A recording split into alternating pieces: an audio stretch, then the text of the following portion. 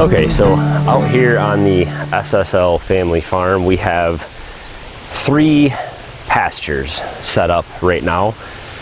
One of them is huge. It's way down there to that corner, and all this forested area, all these weeds and everything, and you can kind of see the fence runs up to the house over there. And this goes back quite a ways too. So this is several acres of pasture. Now, this was really set up for horses. What we need with breeding goats and breeding pigs is lots of smaller pastures. So we need to be able to rotate our animals through. The goats that we have right now, I mean, they just stay up in this area over here. They never even really wander out into this half. They've never even been out there. They've never even come as far as this broken down fence to notice that they could just jump over it. So the idea here is to have much smaller pastures that various animals can be rotated through very easily.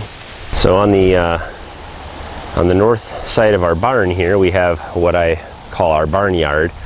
This is something I fixed up when we first moved in. I replaced all the fencing with this smaller square welded wire. And the reason I did that was because I want this to be a multi-use pen. So a lot of times we have a stall here, and then that little door down there is the pole barn chicken coop. And so what happens here is we have a lot of young animals. This is where the pigs are in that little stall there. They're confined to that right now, but eventually I will let them out so they can run in here once they're big enough to not squeeze through, any of these holes.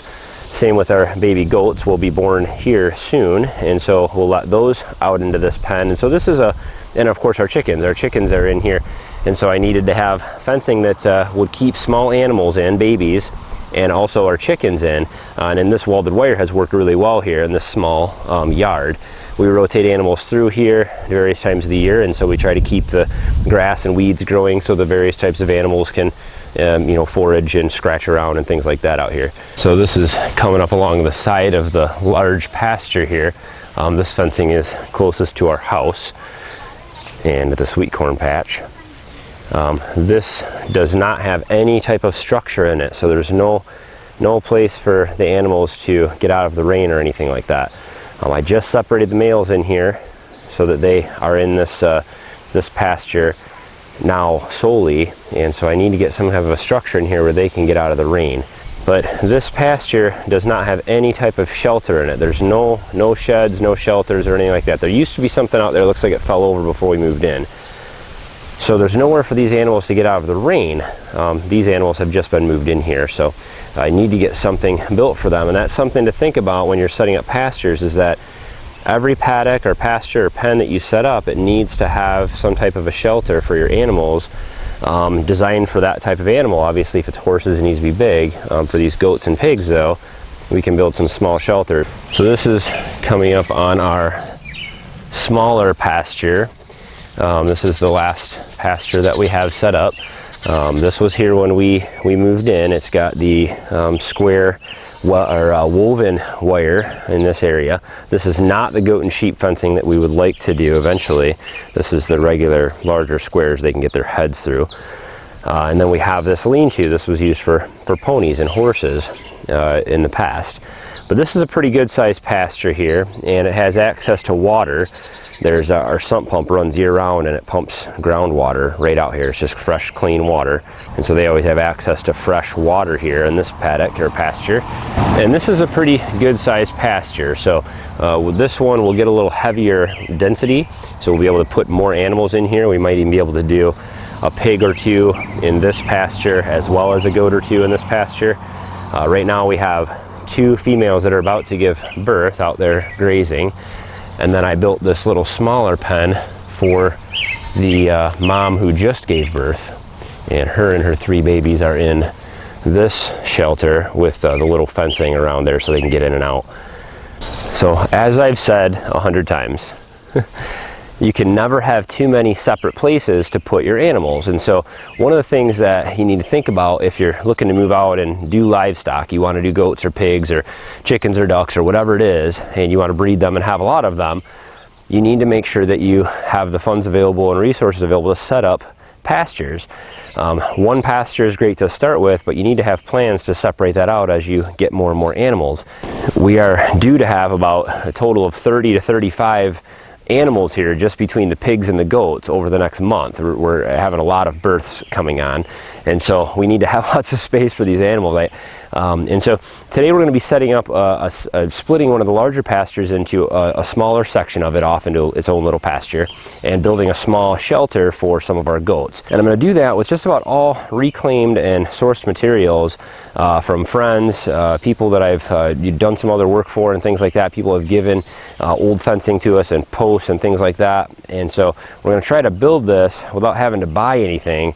All right, so we're back over here with the large pasture, and what I want to do today is separate this out. So I'm going to take this little corner post. You can see it just off in the distance there. There's kind of a narrow part of the pasture. Our property kind of comes in like an L here, and so I'm going to attach fencing here and run it straight across. So we'll create a separate smaller pasture right here. I may put a little pedestrian gate or we can move animals back and forth through between the tree and this post here. Hi there, ducks.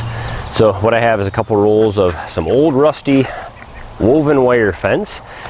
Even though this stuff is rusty, it still has quite a few years of life left in it, and so we'll get this stretched out and use this. I was able to get from a good friend a stack of T-posts. I'm not a huge fan of T-posts. I really prefer a good wooden post. They just, to me, it's just a better looking, more stable fence. But you got to do what we got to do. These were free, and so we're going to use these and make some more homes for the animals that we have.